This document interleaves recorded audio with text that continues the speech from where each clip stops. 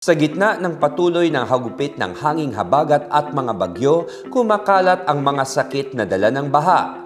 Nangunguna rito ang leptospirosis. Paano tayo makakaiwas sa sakit na ito habang walang tigil ang ulan at baha? Ito ang pag-uusapan ngayon sa PNA Talks. Big ideas, real conversations.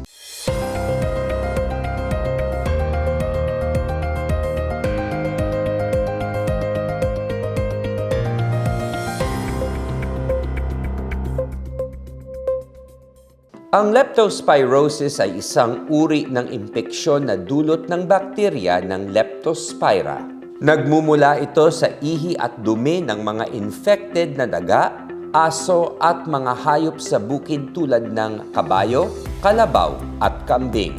Kumakalat rin ito sa maruming tubig lalo na tuwing may baha. Maaaring magka-leptospirosis ang isang tao kapag lumusong sa kontaminadong baha lalo kung meron siyang bukas na sugat.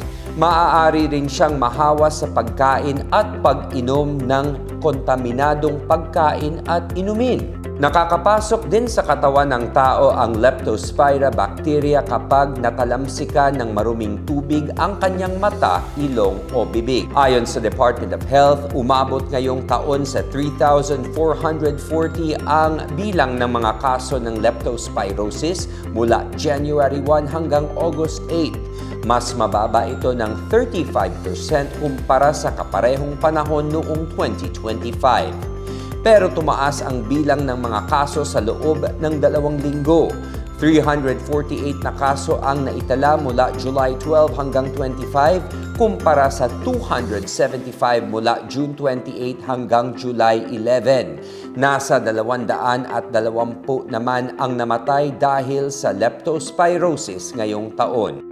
Ang pasyenteng may leptospirosis ay makakaramdam ng lagnat, pananakit at panginginig ng kalamnan, sakit ng ulo at pamumula ng mata. Makakaranas rin siya ng pamamantal, paninilaw ng balat at mata o jaundice at madalang na pag-ihi. Kapag nangyari ito, posibleng makaranas ang pasyente ng pagkapinsala ng bato, utak at atay. Maaaring lumala ang mga sintomas ng leptospirosis sa loob ng 24 hanggang 48 oras mula nang ma-expose sa baha o kontaminadong tubig. Lumalaki ang tsansang magkasakit ng leptospirosis depende sa tagal ng panahon ng paglusong sa baha. Para maiwasan ang leptospirosis, hanggat maaari ay umiwas sa paglusong sa baha. Kung hindi ito maiiwasan, magsuot ng bota at iba pang proteksyon sa katawan.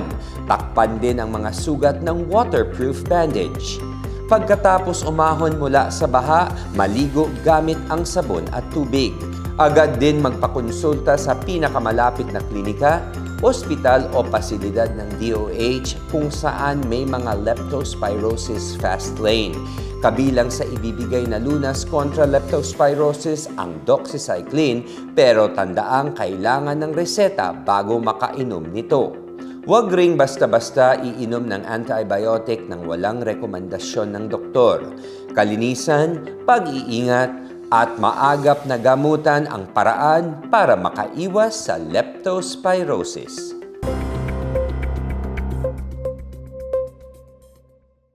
Big ideas, real conversations. This is PNA Talks.